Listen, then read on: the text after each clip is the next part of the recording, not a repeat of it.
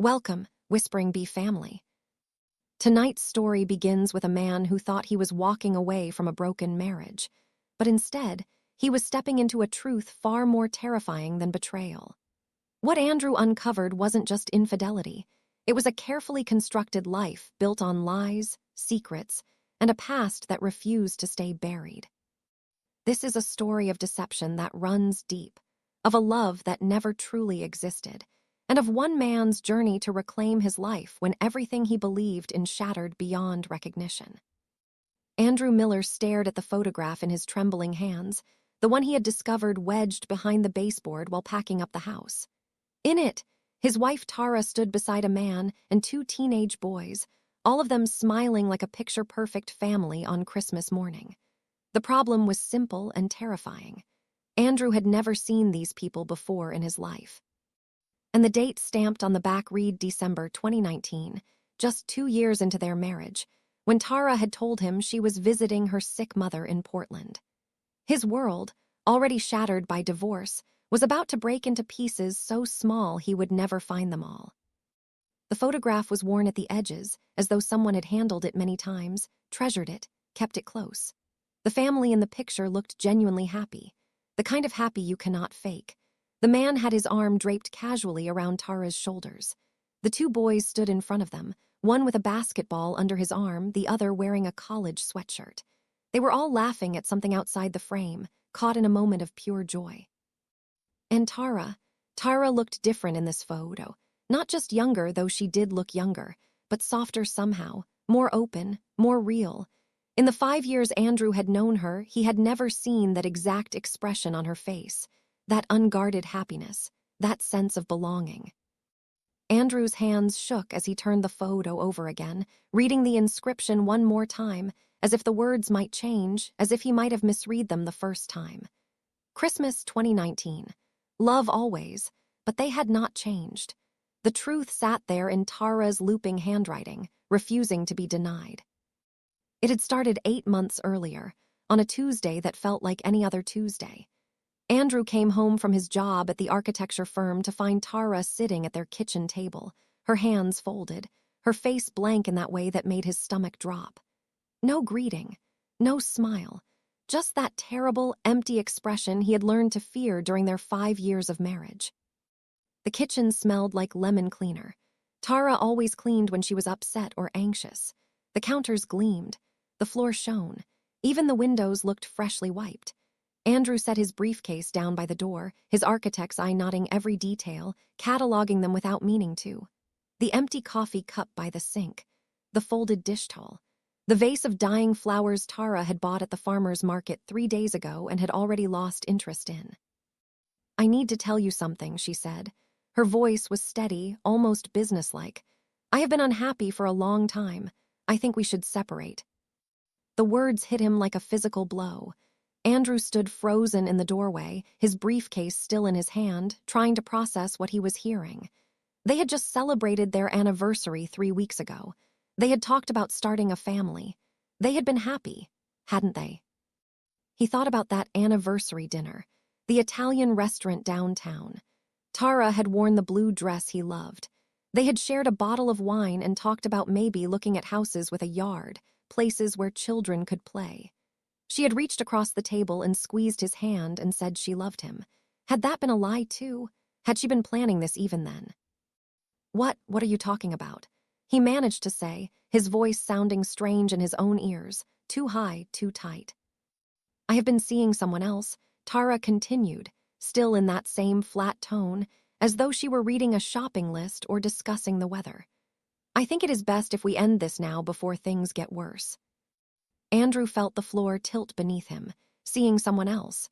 The words echoed in his head, refusing to make sense. "How long?" he asked, his voice barely a whisper.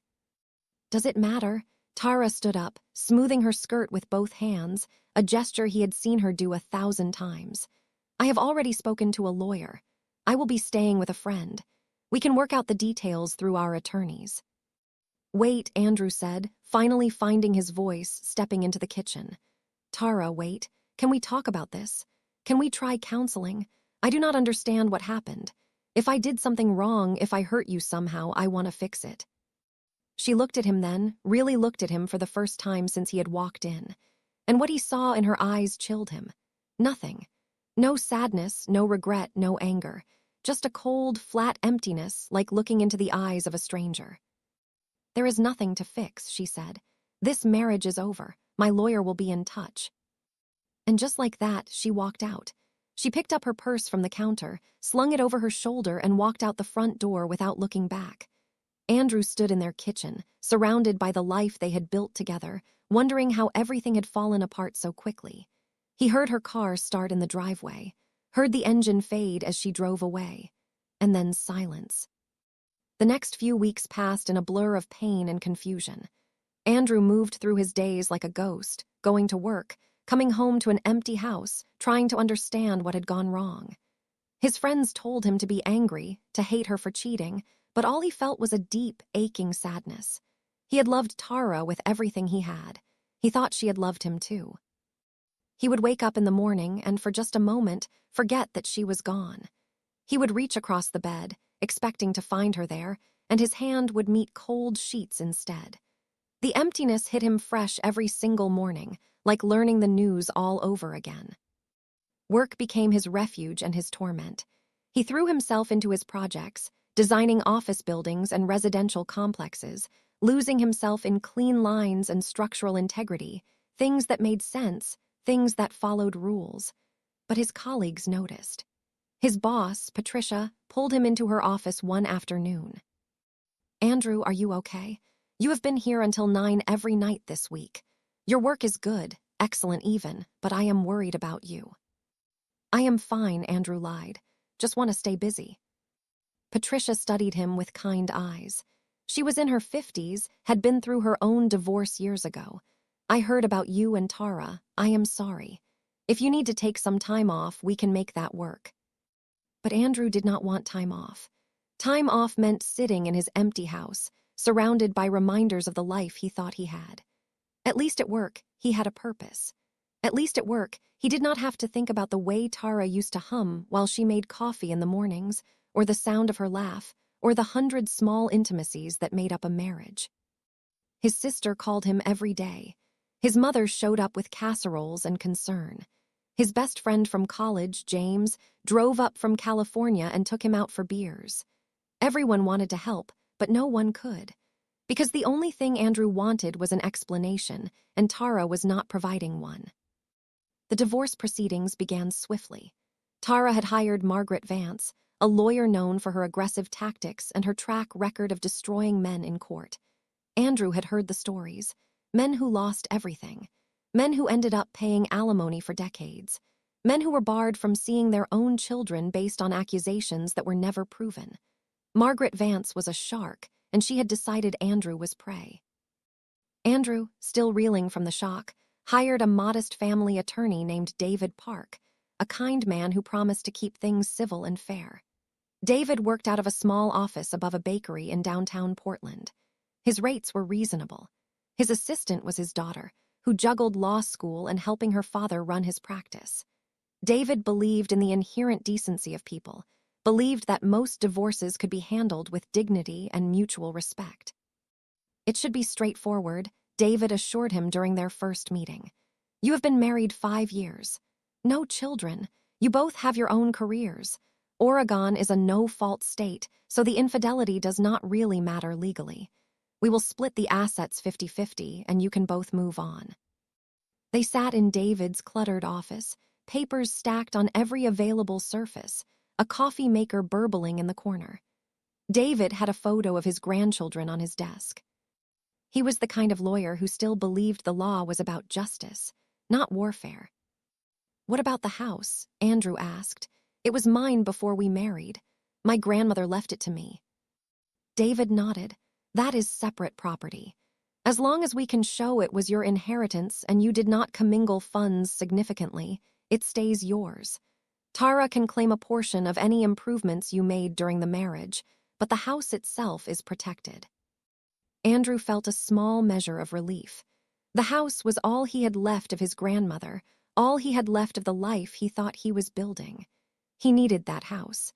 It was his anchor in a world that had suddenly become unrecognizable. Andrew nodded, wanting nothing more than to move on, to heal, to somehow survive this nightmare. But he had no idea that straightforward was not in Tara's vocabulary. The first curveball came 2 weeks later. Tara was demanding the house, not her half of the house, the entire house. The home Andrew had owned before they married, the house his grandmother had left him in her will, the house he had spent weekends restoring with his own hands. Andrew remembered every hour he had poured into that house, stripping the old wallpaper in the dining room, refinishing the hardwood floors on his hands and knees, replacing the rotted boards on the front porch. His grandmother had loved that house, had raised her children there, had spent her final years there tending the garden and watching the seasons change. When she died, she left it to Andrew with a note. Keep it in the family. Fill it with love. And he had tried. He had brought Tara there on their third date, nervous about what she would think of the fixer-upper with its creaky stairs and outdated kitchen. But Tara had smiled and said she could see the potential. She had helped him pick out paint colors. She had been there the day he installed the new kitchen cabinets, handing him tools, laughing when he swore at the instruction manual. Had that all been a performance? Had she been planning even then to take it from him?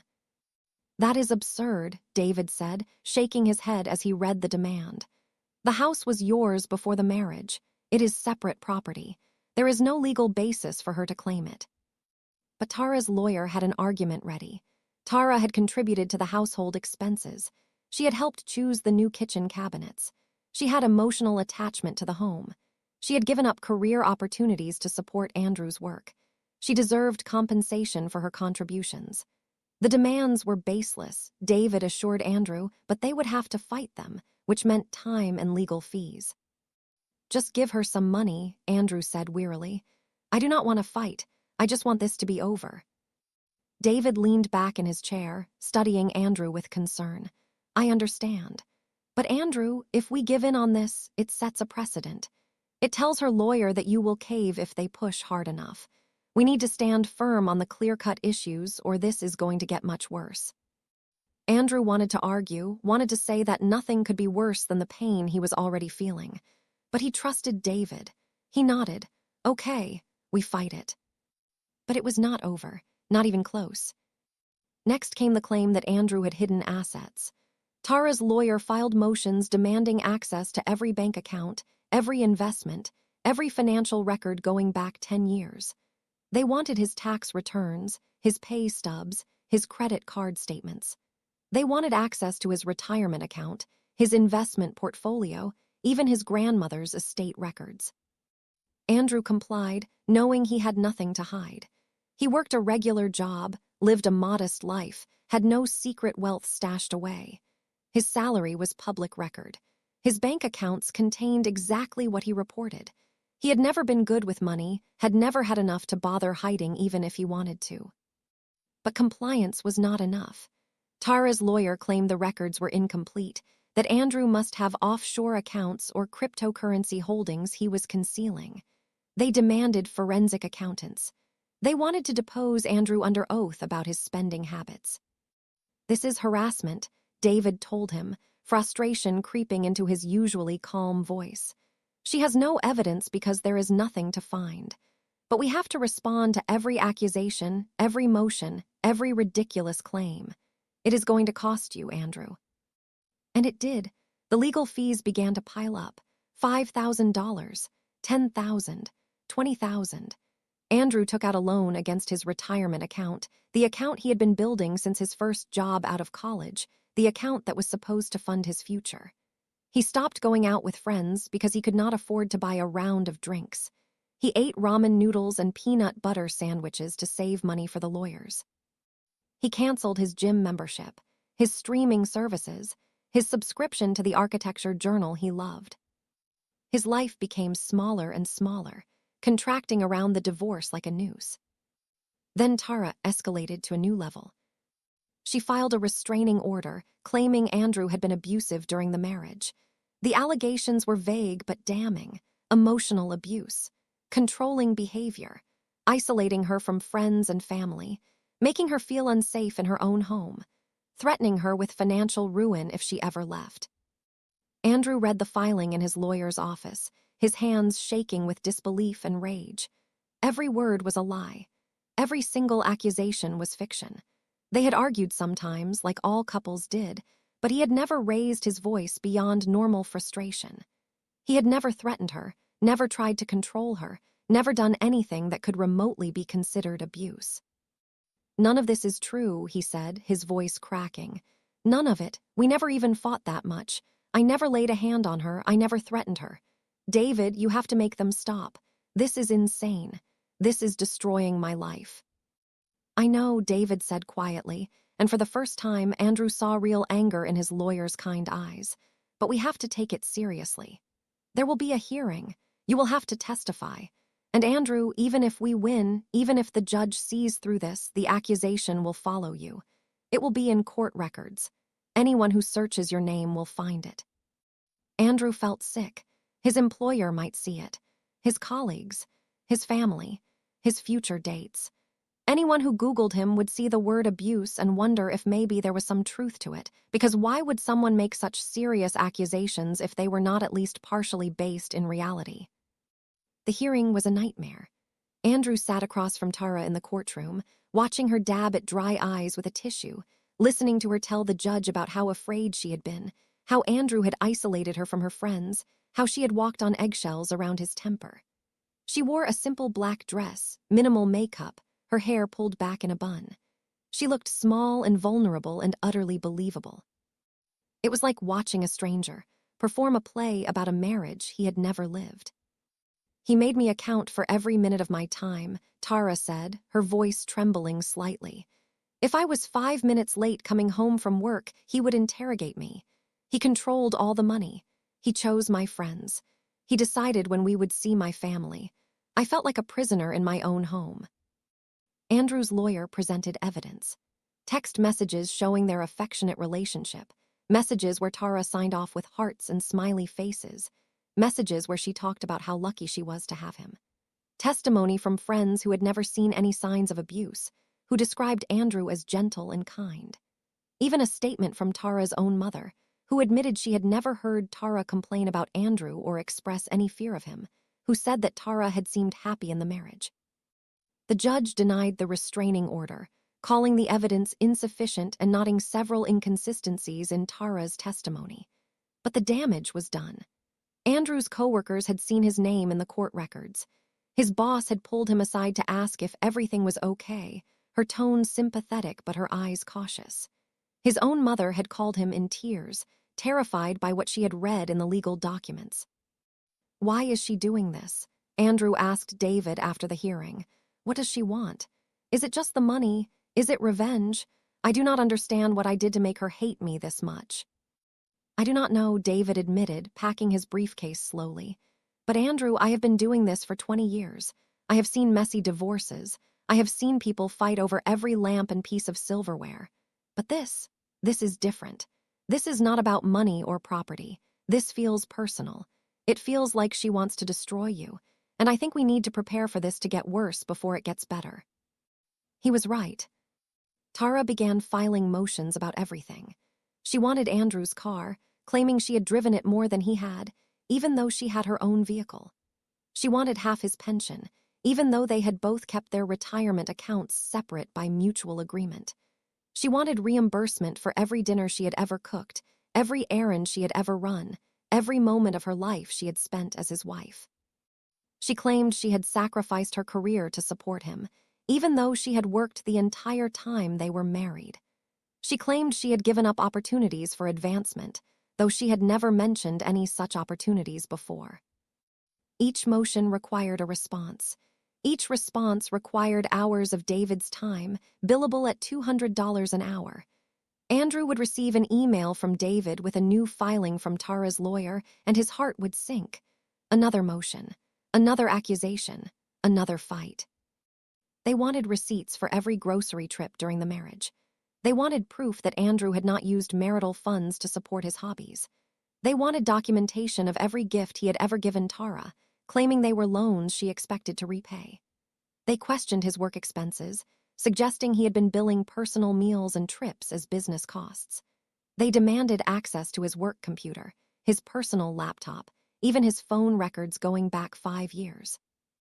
Andrew was drowning in legal bills, working overtime to pay his lawyer, skipping meals to afford the photocopies and filing fees. His savings account, once healthy, dropped to zero. He maxed out his credit cards. He stopped answering calls from his sister because he could not bear to tell her how bad things had gotten. He stopped going to his mother's house for Sunday dinners because he could not face her worried looks and gentle questions. And through it all, Tara seemed energized, almost gleeful. She showed up to every hearing dressed perfectly, her makeup flawless, a small smile playing at the corners of her mouth as she watched Andrew crumble. She sat across from him in the courtroom, straight-backed and composed, while he hunched in his chair, exhausted and defeated. It was like she was feeding off his misery, growing stronger as he grew weaker. Andrew started having panic attacks. The first one hit him during a deposition, when Tara's lawyer was grilling him about a vacation they had taken to Mexico 3 years earlier. The questions were endless and pointless. How much had he spent on the hotel? Had he used marital funds? Had Tara wanted to go on that trip, or had he pressured her? What about the excursion they had taken to see the pyramids? Who had paid for that? Andrew's chest tightened. The room tilted. He could not breathe. David called for a recess, led him outside, made him sit on the courthouse steps with his head between his knees. "You are okay," David said, his hand on Andrew's back. "You are okay, just breathe." But Andrew was not okay. He was falling apart, piece by piece, and he did not know how to stop it. 9 months into the divorce, Andrew hit rock bottom. He had lost 30 pounds because food made him nauseous and he forgot to eat anyway. He was not sleeping more than 3 or 4 hours a night, his brain churning through worst-case scenarios and replaying every courtroom humiliation. He had panic attacks in the courthouse bathroom, gripping the sink and trying to breathe, trying to hold himself together long enough to face Tara and her lawyer and another round of accusations. His friend James drove up from California again, took one look at him, and said, "You need help, professional help." "I cannot afford it," Andrew said. He was sitting on his couch in sweatpants he had been wearing for 3 days, staring at a pile of legal documents he could not bring himself to read. James sat down next to him. "Andrew, listen to me. You are not going to survive this if you do not get help. You look like you have not slept in a month. You have lost so much weight your clothes do not fit. This woman is killing you, and you are letting her." "What am I supposed to do?" Andrew asked, and he hated the weakness in his own voice, hated that he had become this person, this broken shell of who he used to be. "Fight back, not the way she is fighting, not with lies and manipulation, but fight to survive. See a therapist. Take care of yourself. Stop letting her destroy you." His lawyer gently suggested the same thing at their next meeting. "I cannot afford a therapist," Andrew said, laughing bitterly. "I can barely afford you." David looked at him across the desk, really looked at him, and Andrew saw the concern in his eyes. "I will reduce my rate," David said, "temporarily, until we get through this. But Andrew, you need to take care of your mental health. This divorce is going to end eventually, but you have to be alive and sane when it does." That was when he found the photograph.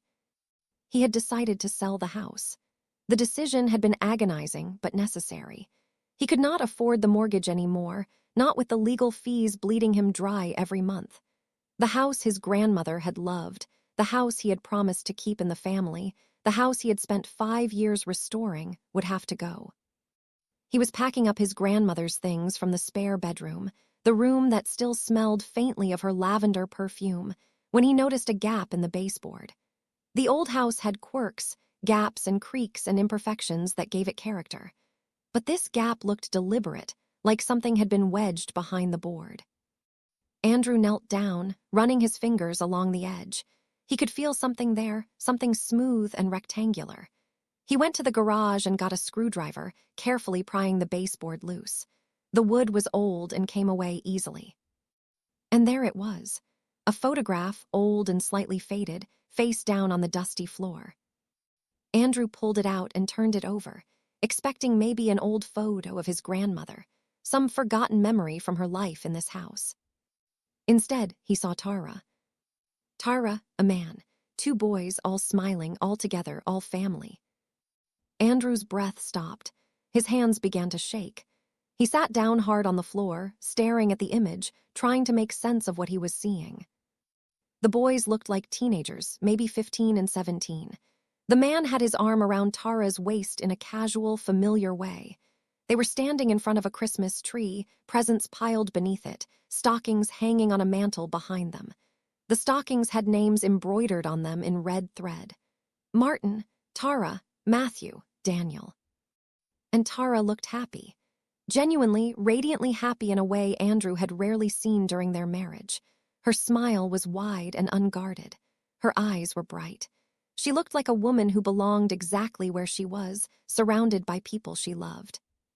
Andrew turned the photo over with trembling hands. Written in Tara's looping handwriting, the same handwriting he had seen on birthday cards and grocery lists and love notes tucked into his lunch, were 4 words. Christmas 2019. Love always. Christmas 2019. The year played through his mind like a movie he wished he could stop watching.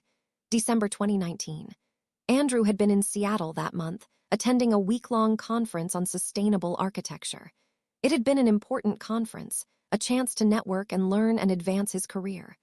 Tara had encouraged him to go, had kissed him goodbye at the airport, had told him not to worry about her. "I will be fine," she had said. "Actually, my mom called. She is not feeling well. I think I will drive up to Portland and spend the week with her. Keep her company, make sure she is eating right." Andrew had felt guilty leaving her alone during the holidays, but Tara had insisted. "Your career is important," she had said, "and my mom needs me. We will celebrate Christmas when you get back." And he had believed her, every word. She had called him every night that week, telling him about her mother's treatment, about the rainy Portland weather, about how she was making soup and keeping her mother comfortable. She had texted him photos of the gray skis and the hospital cafeteria and her mother's small apartment. She had lied about all of it. While Andrew sat in conference rooms in Seattle, learning about green building practices and LEED certification, Tara had been somewhere else. With someone else. With a whole other family Andrew had never known existed. He stared at the photograph until his eyes blurred. Who were these people? Why did Tara have a picture of them hidden in his house? And why did she look so much like a mother in this photo, standing with 2 teenage boys who had her same dark hair and sharp cheekbones? The boys, Andrew looked at them more closely. They were not young children. They were nearly grown, which meant they had been born years before Andrew even met Tara. Which meant that during their entire courtship, their engagement, their wedding, their 5 years of marriage, Tara had never once mentioned that she had children. Children she had left behind. Andrew felt bile rise in his throat. He stumbled to the bathroom and was sick, his body rejecting this new reality as violently as his mind was. When he could stand again, when the shaking subsided enough for him to hold his phone, he called David Park. "You need to hire a private investigator," David said after Andrew explained what he had found, his voice tense and urgent. "Right now, this minute, this changes everything. If Tara has been lying about who she is, if she has family she never told you about, we need to know the truth." "But I do not have any money," Andrew protested. "David, I am barely making my mortgage payments. I am eating peanut butter out of the jar for dinner. I cannot afford an investigator." "Then borrow it, sell something, max out another credit card. I do not care." David's voice was more forceful than Andrew had ever heard it. "Andrew, listen to me. If she has been hiding a whole other life, if she has children she abandoned, this could be fraud. This could be bigamy if she was still married when she married you. This could be criminal identity theft. We need to know what we are dealing with. Because if this woman is not who she says she is, then every filing she has made in this divorce is based on a lie. Every claim, every motion, every accusation, all of it could be thrown out. Do you understand? This could end the nightmare." Andrew sold his car that week. It was a 10-year-old sedan, nothing fancy, but it was paid off and reliable. He sold it to a colleague for $5,000 and bought a beat-up Honda Civic with high mileage and a dent in the passenger door for $2,000. He used the difference to hire a private investigator named Susan Torres. Susan worked out of a cramped office in a strip mall, squeezed between a nail salon and a tax preparation service. But David had recommended her, said she was the best in the business, said if anyone could find out the truth about Tara, it was Susan. She was a no-nonsense woman in her 50s, with short gray hair and sharp eyes that missed nothing. She had been a police detective for 15 years before going private, and she had the bearing of someone who had seen everything human beings were capable of and was not impressed. "Give me 2 weeks," Susan said, taking the photograph from Andrew's shaking hands.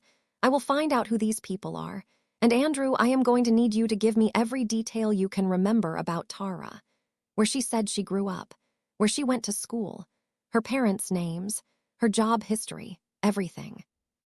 Andrew spent the next 2 hours telling Susan everything he knew about Tara, and as he talked, he realized how little it actually was. Tara said she grew up in Eugene. She said her father had died when she was young. She said her mother was a retired teacher living in Portland. She said she had gone to the University of Oregon. She said she had worked in marketing for various tech companies. But Andrew had never met her mother, even though they lived in the same state. Tara always had excuses. Her mother was shy. Her mother was not feeling well. Her mother was traveling.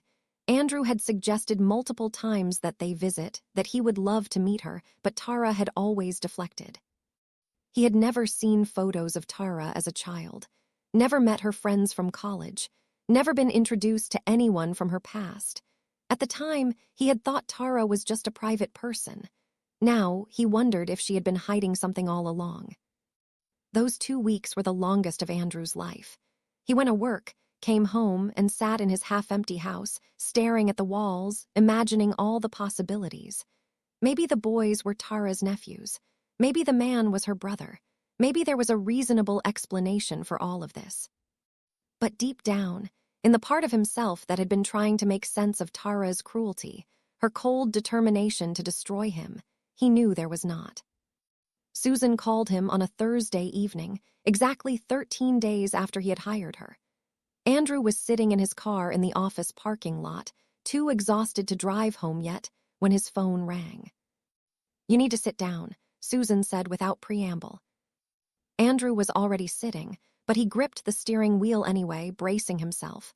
"What did you find?" "Your wife is not Tara Henderson," Susan said, her voice flat and professional in that way that meant she was delivering news she had delivered many times before to many devastated clients. "Her real name is Tara Marie Castillo. She is 42 years old, not 38 like she told you. She has been married twice before you, not never like she claimed. And those boys in the photograph, those are her sons, Daniel and Matthew Castillo. They are 19 and 21 now. They live with their father, Tara's second husband, in Bend, Oregon." Andrew felt like he was falling, even though he was sitting still in his parked car. The parking lot around him blurred. The sound of traffic on the street faded to white noise. "Sons," he whispered. "She has sons." 2 of them. And Andrew, she did not just leave them for college or work. She abandoned them. When they were 13 and 15 years old, she walked out one day while they were at school and never came back.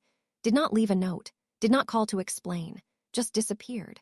The father, Martin Castillo, filed for divorce on grounds of abandonment 6 months later. He has had full custody ever since. According to my sources, Tara has not seen or spoken to those boys in over 6 years. Andrew could not breathe. The air in the car felt too thin, too hot.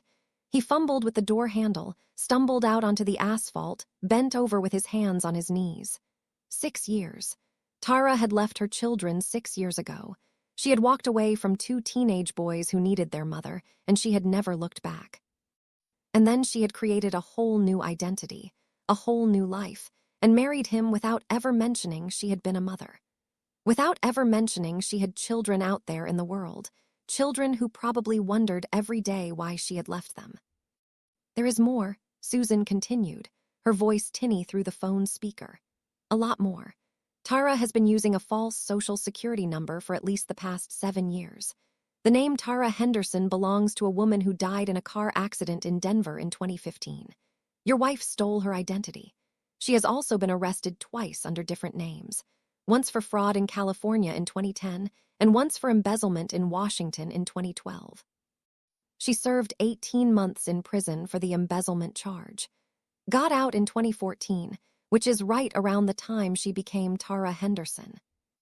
Andrew's mind was reeling. Prison, false identity, abandoned children, fraud, embezzlement. None of it made sense.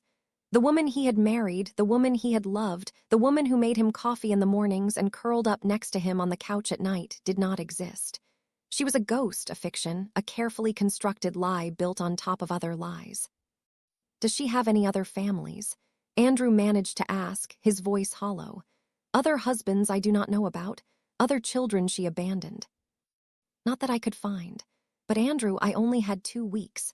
There could be more I did not uncover. What I can tell you is that Tara, or whatever her real name actually is, she is not working as a marketing consultant like she told you. For the past 3 years, she's been running a wire fraud scheme.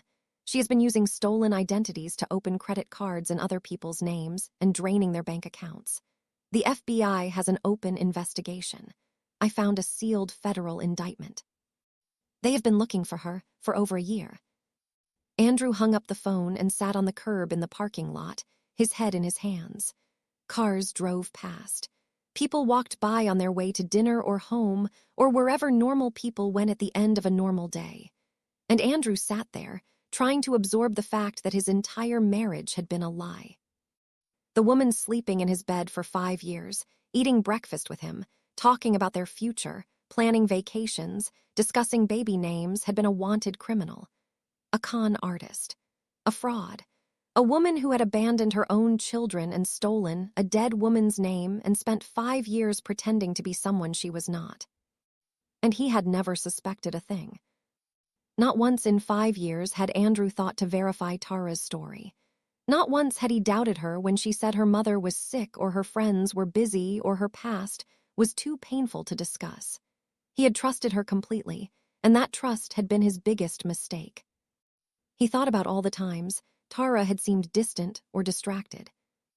All the phone calls she had taken in the other room, all the business trips that seemed to come up suddenly, all the times she had changed the subject when he asked about her childhood or her family or her college years. He had thought she was private. He had thought she had been hurt in the past and did not want to relive painful memories. He had been so naive, so trusting, so utterly and completely fooled. Andrew drove home in a daze. He called David Park from his driveway and told him everything Susan had found. Every detail, every horrible revelation.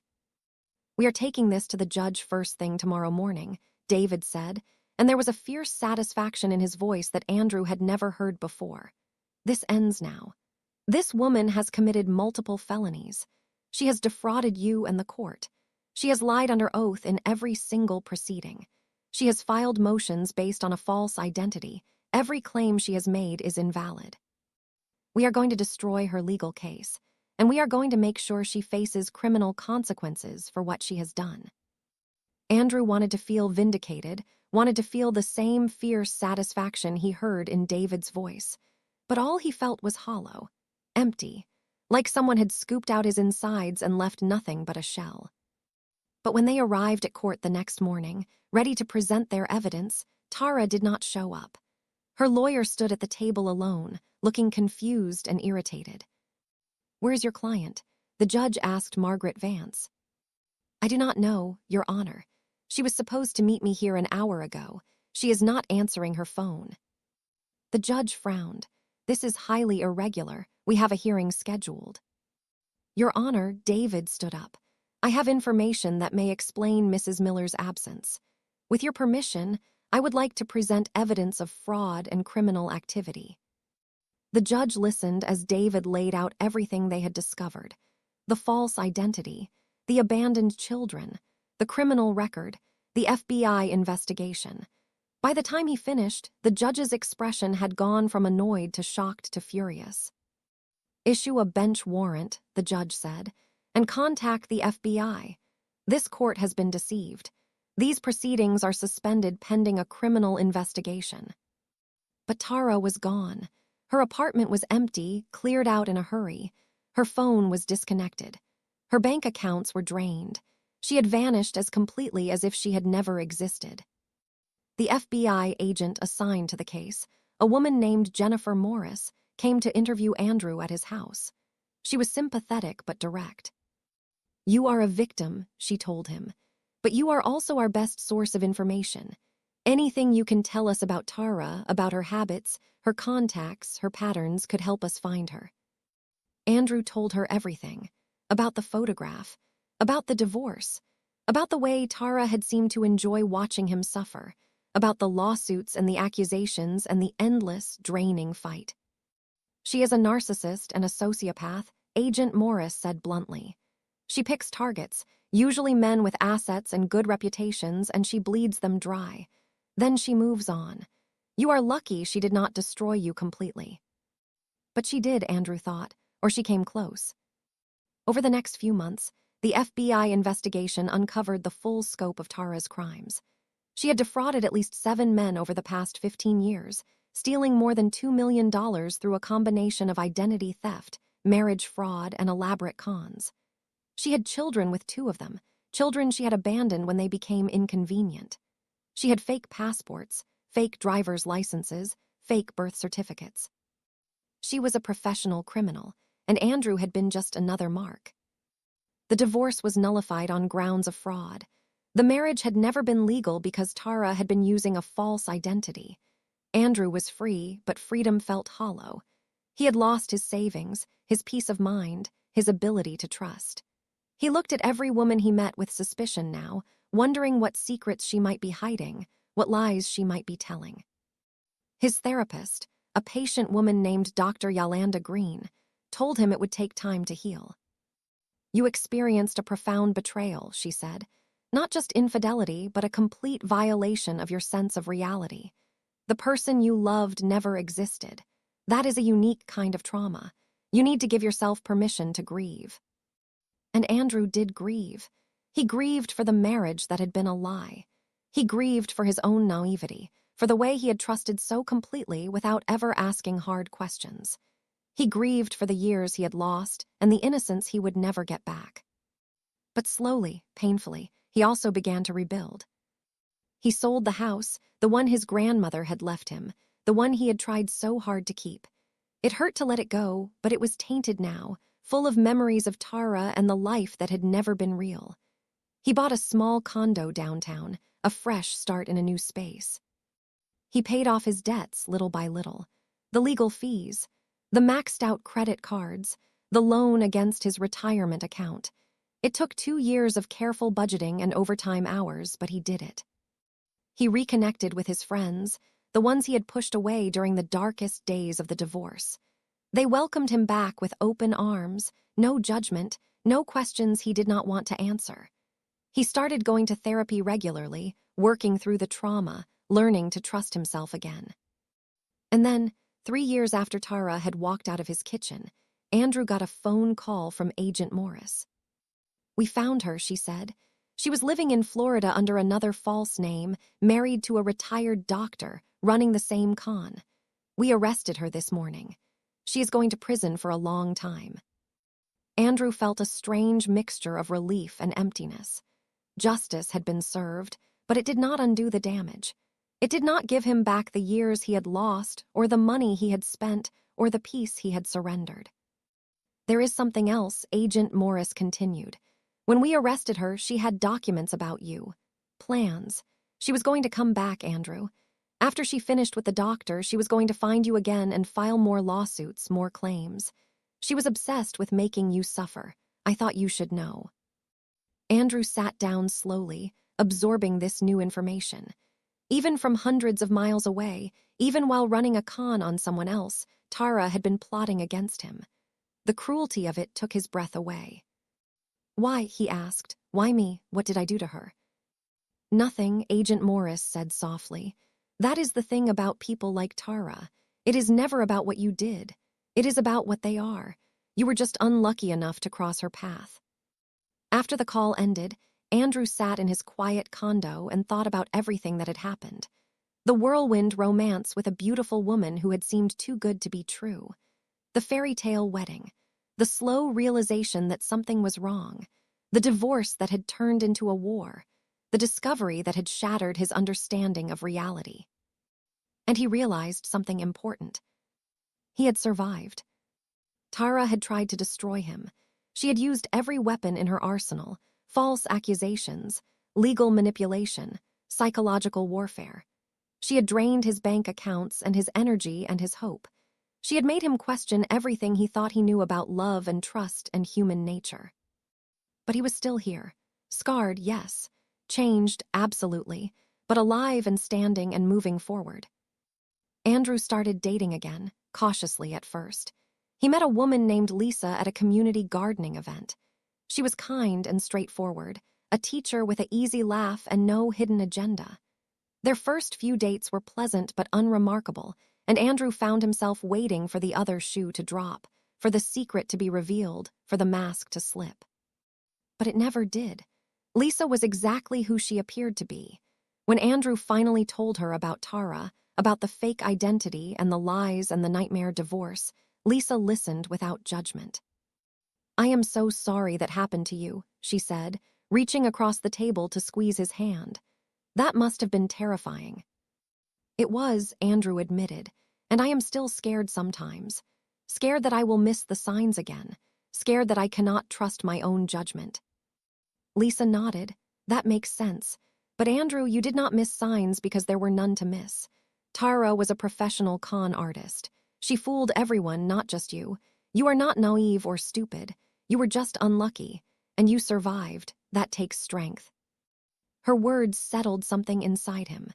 For 3 years, Andrew had blamed himself for not seeing through Tara's lies. But Lisa was right. Tara had been a professional. She had fake documents and practiced stories and years of experience manipulating people. Andrew had not failed to see the truth. The truth had been deliberately hidden from him. 6 months later, Andrew and Lisa moved in together. A year after that, they got married in a small ceremony at the courthouse, with just their closest friends and family present. Andrew did not need a big wedding or grand gestures this time. He needed honesty and simplicity, and someone who showed him every day that she was real. They had a daughter 2 years later, a squirming, red-faced bundle they named Claire. Andrew held her in the hospital, this tiny person who depended on him completely, and he made her a promise. "I will teach you to be careful," he whispered. "I will teach you to protect yourself, but I will also teach you that most people are good. That trust is worth the risk. That love is real, even when it is hard." Agent Morris called one more time, 5 years after Tara's arrest. "She died in prison," the agent said without preamble. "Heart attack. I thought you would want to know." Andrew thanked her and hung up. He felt nothing. No relief, no sadness, no closure. Tara had been gone from his life for so long that her death changed nothing. She was already a ghost to him, a cautionary tale, a chapter in his past that he had learned from and moved beyond. That night, Lisa found him standing in Claire's room, watching their daughter sleep. "You okay?" she asked softly. "Yeah," Andrew said. He turned to look at his wife, this real, solid, honest woman who had helped him remember what love was supposed to feel like. "I was just thinking about how lucky I am, how easily it could have gone differently." Lisa wrapped her arms around him, but it did not go differently. "You survived, you healed, you built a beautiful life, that is what matters." And she was right. Andrew had lost 5 years to a woman who had never existed. He had lost money and peace and his sense of safety in the world. But he had not lost himself. He had not let the experience make him bitter or closed off or incapable of love. He had learned to ask questions, to verify, to protect himself.